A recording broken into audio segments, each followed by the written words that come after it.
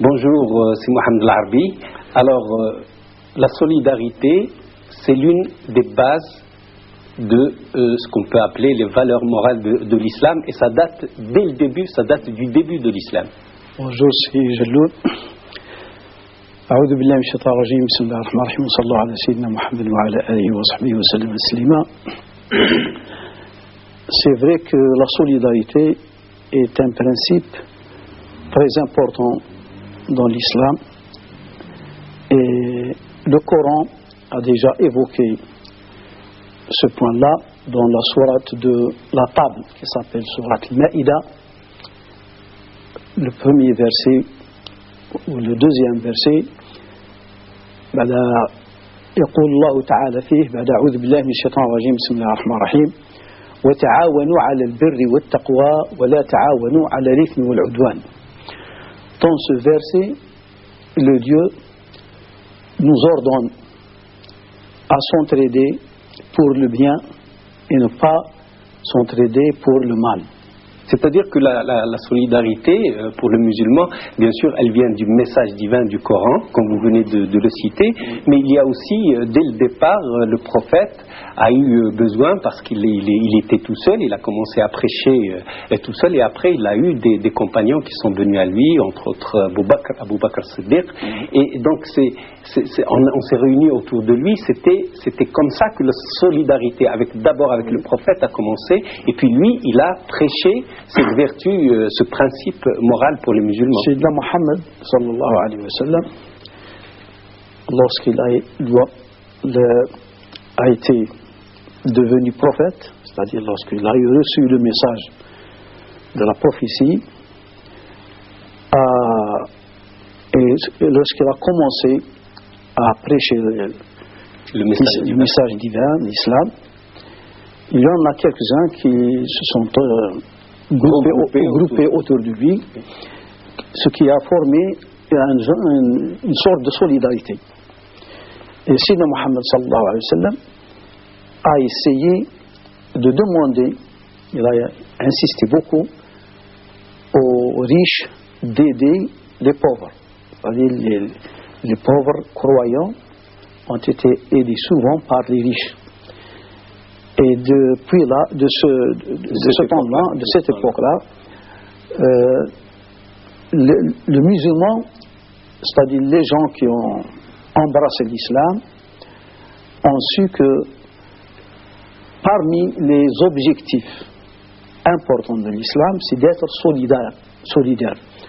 Excusez-moi, mais par exemple, pour donner un exemple précis, par exemple, quand le prophète allait faire la guerre sainte, quand il allait, donc il y avait des compagnons qui mouraient dans les batailles, et par exemple, il s'occupait, il demandait aux autres musulmans qui restaient de s'occuper, par exemple, des veuves et des orphelins. Bien sûr, oui, il y avait c'est-à-dire chaque fois qu'il s'est avéré qu'il est indispensable d'aider quelqu'un, ce n'est pas le temps de la guerre sainte, même avant et après. Toujours, les musulmans ont été appelés à aider les pauvres, à aider ceux qui ont besoin d'être aidés. Même le prophète, lorsqu'il est arrivé à la Médine, après qu'il a fait son hijra, c'est-à-dire lorsqu'il est sorti de la Mecque, il est venu à la Médine, il a essayé de créer une sorte de fraternité et une sorte de solidarité entre les gens qui sont venus de la Mecque avec les gens qui se trouvaient à la Médine, et il a demandé aux riches d'aider les pauvres. Chaque riche doit aider selon ses possibilités, c'est-à-dire prendre en charge un ou deux ou trois pauvres s'il peut, et les Ansar, c'est-à-dire les gens de la Médine, qui ont accueilli le prophète, ils ont accepté cette demande de Sayyidina Muhammad sallallahu alayhi wa sallam d'aide avec satisfaction et avec enthousiasme.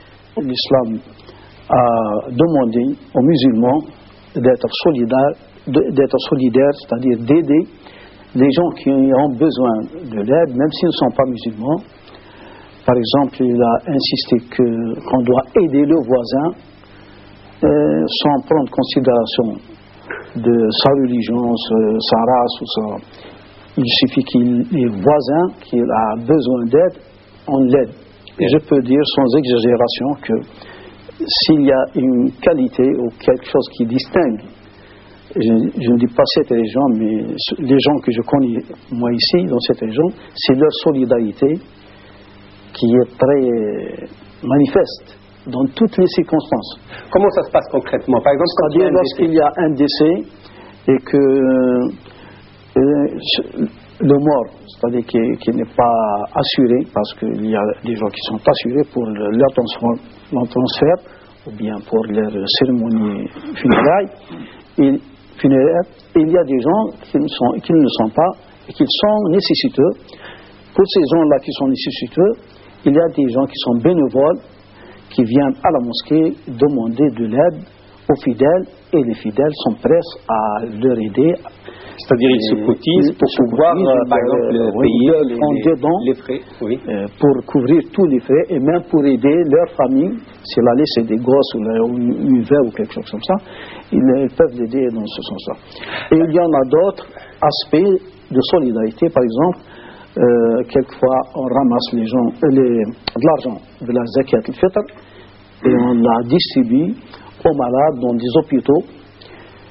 Et il y a aussi une sorte d'aide qu'on fait pour, c'est-à-dire quelquefois on élabore une liste de gens qui sont nécessiteux. On demande c'est-à-dire à la communauté, non, c'est-à-dire à l'association de la mosquée qui connaît à peu près tous les gens nécessiteux, d'établir une liste, et après quoi on ramasse la zakat al-fitr ou bien d'autres argent pour la distribuer sur les systèmes. Comme c'était le cas par exemple dans cette mosquée, dans la mosquée de Fouquier-Los, ça fait 2 ans qu'on fait ça. Chaque fois, on ramasse une somme, on la distribue aux nécessiteux d'après une liste bien définie. Parce que quelquefois, on ne connaît pas les vraies nécessités des... En tout cas, pour terminer sur ce chapitre, enfin l'impression qui se dégage quand on vient ici, quand on rencontre les gens, quand on vous voit ensemble dans les mosquées, dans les différentes mosquées de la région, c'est vrai qu'il y a une formidable impression, un formidable sentiment de fraternité entre les gens ici. C'est dû à ce que les gens sont bons.